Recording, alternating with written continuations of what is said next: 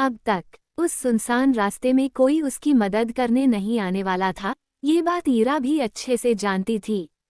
चीखते चीखते उसका गला बैठने लगा था, पर वो राक्षस बस उसे कुचलने के लगे हुए थे। अब आगे लड़के उसके कपड़ों को हैवान की तरह फाड़ने लगे थे, साथ ही साथ उनके नाखून ईरा के बदन को खरोंच रहे थे। उसकी कमीज को कमर और सीने के पास से फाड़ देने के बाद वो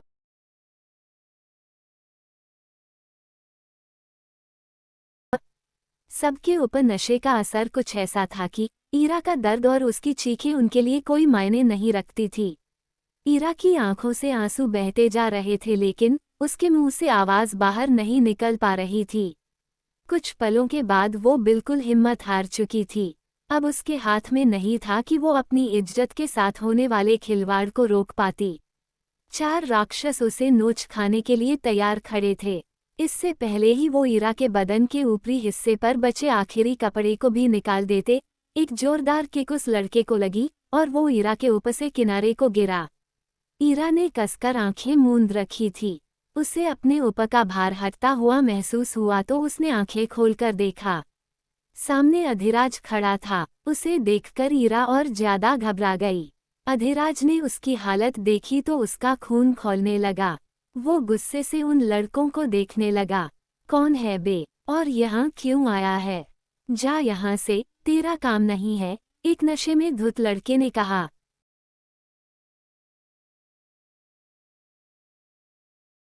उद्धरण चिन्ह। अधिराज की आंखें गुस्से से लाल हो चुकी थी। वो गुस्से से चारों को देखने लगा। जिस लड़के को किक लगी थी वो उठा और बोला, ज्यादा खून गरम है क्या? मुझे मारता है, मैं जान ले लूंगा तेरी। लड़की को छोड़ो, अधिराज ने ईरा के ऊपर से नजरें फेरे हुए कहा। वो इस हालत में उसे नहीं देख पा रहा था। अर्धनग्न अवस्था में ईरा की दशा दयनीय थी। बाकी के 3 लड़कों ने अभी भी ईरा को पकड़ रखा था। छोड़ने के लिए थोड़ी पकड़ा है। देख, हमारे काम में मत आ, हम खुद देख लेंगे। वो अभी भी ईरा को पकड़े ही रहे। अधिराज ने आंखें बंद की और आगे बढ़कर एक लड़के को बालों में पकड़ा और उसके चेहरे पर 3 से 4 बार मारकर उसे किक कर दिया। लड़का जमीन पर घसीटता हुआ गिरा। तेरी तो, बोलते हुए एक लड़का डंडा लेकर अधिराज को मारने लगा तो अधिराज ने डंडा पकड़ा और उस लड़के की गर्दन को अपनी बाजू में पकड़कर घुमा दिया। अब आखिरी लड़का जो अभी भी ईरा को पकड़े था, अधिराज ने उसकी छाती पर डंडे से मारा और फिर उसे कॉलर से पकड़कर उठाया और वहीं पड़े पत्थर के ऊपर उसे धक्का दे दिया। ईरा डरी सहमी सी खुद को समेटे बैठ गई। उसने वहीं पड़ा अपना फटा हुआ कमीज उठाया और खुद को ढकने की कोशिश करने लगी। उसकी सांसें उखड़ी हुई चल रही थीं। अधिराज को उन लड़कों को मारता देख उसे थोड़ी राहत जरूर मिली थी, लेकिन अभी भी उसका डर वैसा ही था। ये एक ऐसा डरावना एहसास था जो उसे अंदर तक तोड़ चुका था।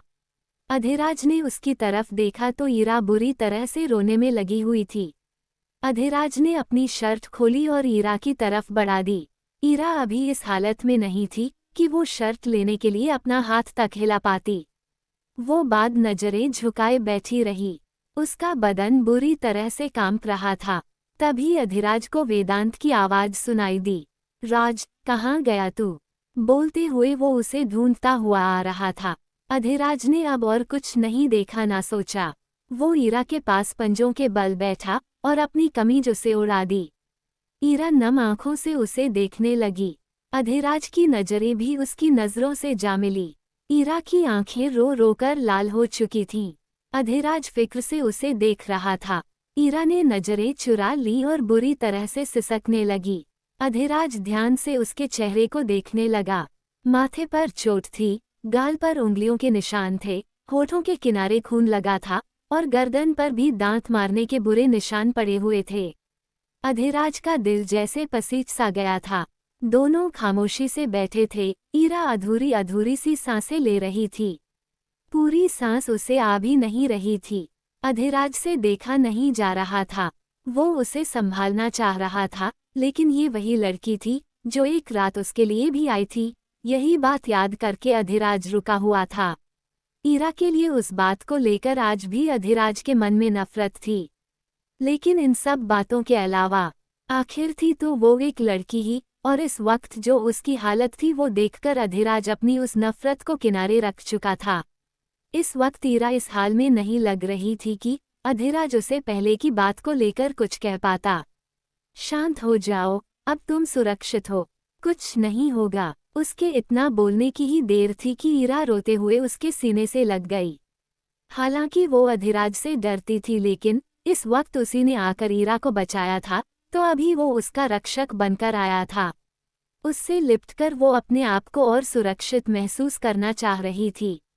हृदय में इच्छा थी कि इस वक्त कोई उसे प्यार से हिम्मत दे दे, और ये इच्छा इस वक्त सिर्फ अधिराज के ऊपर निर्भर करती थी।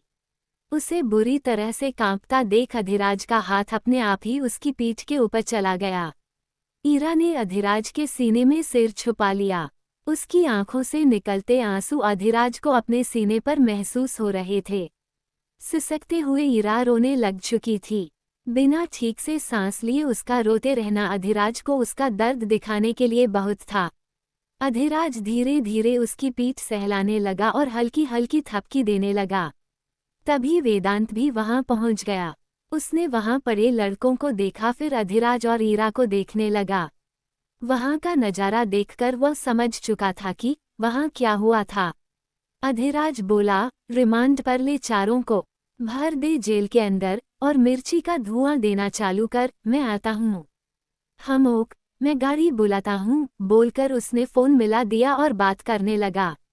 अधिराज अभी भी ईरा को थपकी दे रहा था। उसका सिसकना बंद हो चुका था।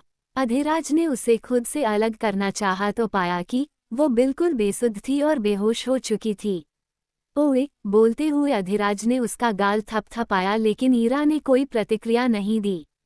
लगता है बेहोश हो गई। बोलते हुए उसने गहरी सांस ली और ईरा को आराम से वहीं लेटाकर उसकी शर्ट के बटन लगाने लगा।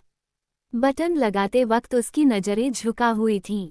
वो ईरा के बदन को देखने की कोई कोशिश नहीं कर रहा था। वेदांत ने एक झलक उसे देखा, फिर नजरें घुमा ली और उन लड़कों को देखते हुए बोला, साले नामर्द, लड़की देखकर फायदा उठाने की कोशिश करते हैं। पता नहीं क्या समझ रखा है लड़कियों को। चौराहे पर सूली पर लटका देना चाहिए ऐसे लोगों को। बोलते हुए उसने गुस्से से एक को लात मारी। अधिराज ने ईरा को बाहों में उठाया और वहां से जाते हुए बोला, पुलिस स्टेशन में मिल। अधिराज निकल गया और वेदांत वहीं उन लोगों को थाने ले जाने के लिए गाड़ी आने का इंतजार करने लगा। उनमें से कोई भी उठकर भागने की कोशिश नहीं कर रहा था, क्योंकि किसी में इतनी हिम्मत ही नहीं थी कि अधिराज की मार से होने वाले दर्द से लड़कर भाग सकें। अधिराज ईरा को घर लेकर चला गया और फिर वहीं से उसे गाड़ी में बिठाकर हॉस्पिटल लेकर चला गया। हॉस्पिटल में जाकर उसने ईरा को स्पेशल वार्ड में एडमिट करवा दिया। लेडी डॉक्टर उसे देखने लगी। अधिराज वार्ड के बाहर ही बैठ गया। तभी उसका फोन रिंग करने लगा। अधिराज ने फोन कान से लगा लिया। सामने से कोई बात करने लगा। अधिराज खामोशी से बातें सुनने लगा और बीच बीच में बस हम हाँ करता रहा। कुछ देर बाद उसने फोन रख दिया और आंखें बंद करके सिर पीछे दीवार से टिका लिया। तभी डॉक्टर बाहर आए और बोली, बदन पर चोटें और खरोंचें आई हैं, लेकिन वो जल्दी ठीक हो जाएगी। कुछ दवायां लिखी हैं, वक्त पर दी जाएंगी तो और जल्दी असर होगा, कहकर वो निकल गई। अधिराज ने एक लेडी कांस्टेबल को वहां बुला लिया था। ईरा को ग्लूकोज चढ़ाया जा रहा था। वो अभी भी बेहोश ही थी। अधिराज ने दरवाजे के पास से उसे देखने लगा। बिखरे हुए बाल, चेहरे पर मारने के निशान, गले पर दांत से काटने के निशान, कलाइयों पर लाल गहरे निशान जो बुरी तरह मसलने से बने थे। अधिराज ने कांस्टेबल को देखा और बोला, ध्यान रखो इसका, कहकर वो निकल गया। गाड़ी लेकर वो पुलिस स्टेशन पहुंचा और सीधा उस जेल की तरफ चला गया जहां उन चारों को रखा गया था। जेल में चारों को खड़ा करके उनके हाथों को जंजीरों से बांध दिया गया था। चारों की आंखें लाल थी और खांस रहे थे। वेदांत ने मिर्ची का धुआं दे दिया था। अधिराज ने वहीं रखे नुकीली कीलों वाले हंटर को उठाया और उन चारों को देखने लगा। चारों में हंटर को देखा तो उनकी जान हलक में आ चुकी थी और गला बुरी तरह से सूखने लगा था। एक लड़का बोला, नहीं इंस्पेक्टर, गलत कर रहे हो, तुम जानते नहीं ही कि किसके ऊपर हाथ उठा रहे हो। बहुत भारी पड़ेगा। जब वो भारी पड़ेगा तब उसको भी देख लेंगे। बोलते हुए अधिराज हंटर को जमीन पर सरकाते हुए उनकी तरफ आगे बढ़ गया। नहीं, इससे मत मारो, एक लड़का गुहार लगाने लगा तो अधिराज बोला, दूसरों का जिस्म नोचते वक्त ये ख्याल दिमाग में नहीं आता। जब किसी और को हवस भरी निगाहों से देखकर नोचने की कोशिश करते हो, तब नहीं सोचते कि उसको भी दर्द होगा। बोलते हुए अधिराज ने अपनी कमीज उतारी और वहीं सलाखों के बीच लटका दी। चारों घबराई नजरों से उसे देखने लगे।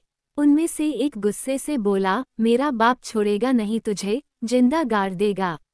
तेरा बाप तुझे बचा ले, काफी होगा उसके लिए। बोलते हुए अधिराज ने चारों के ऊपर कोड़े बरसाने शुरू कर दिए। इसी बीच वेदांत भी अंदर चला आया। दरवाजे के पास खड़ा वो अंदर देखने लगा। चारों की दर्द भरी चीखें सलाखों में गूंजने लगी। उनकी चीखें दर्दनाक भले ही थीं, लेकिन उनके काम के हिसाब से वो कानों को सुकून देने वाली आवाजें थीं। वेदांत अधिराज के विकराल रूप को बहुत करीब से देखे जा रहा था। इस वक्त वो उन सब के लिए मौत का देवता था, जिसको उनकी चमड़ी और खून से मतलब था। वो उनके बदन का कतरा कतरा तक बहा देना चाहता था। नुकीले हंटर से उनका बदन बुरी तरह से छिल चुका था। चारों को अधिराज मार मारकर अधमरा कर चुका था। वो सब इस तरह से बेड़ियों में झूल रहे थे मानो अब जान ही ना बची हो। पूरा बदन खून से तरबतर था। वहीं अधिराज मारते मारते थक जाने के बाद भी नहीं रुक रहा था। उसके बदन पर भी खून की हजारों बूंदें गिर चुकी थी। अधिराज तब तक बिना रुके उन लोगों पर कोड़े बरसाता रहा, जब तक उनकी चिल्लाती हुई आवाजें आनी बिल्कुल बंद नहीं हो गई। उनके बेहोश हो जाने के बाद अधिराज ने हंटर वहीं पटक दिया और बाहर निकल आया। उसका बदन भी पसीने से नहा चुका था। बाहर निकलकर अधिराज ने सिगरेट सुलगाई और आंखें बंद कर ली। उसके अंदर अभी भी गुस्सा भरा हुआ था। एक अजीब सी जलन उसे सीने में महसूस हो रही थी। वेदांत उसके बगल में आकर खड़ा हुआ और उसकी शर्ट उसकी तरफ बढ़ाते हुए बोला, ले पहन ले।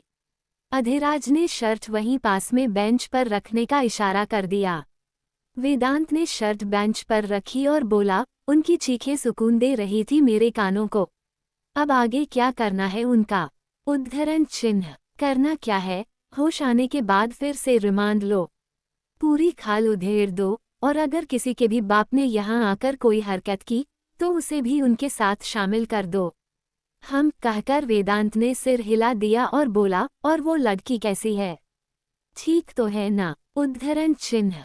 हम ठीक है। उसके घर वालों का पता चला क्या?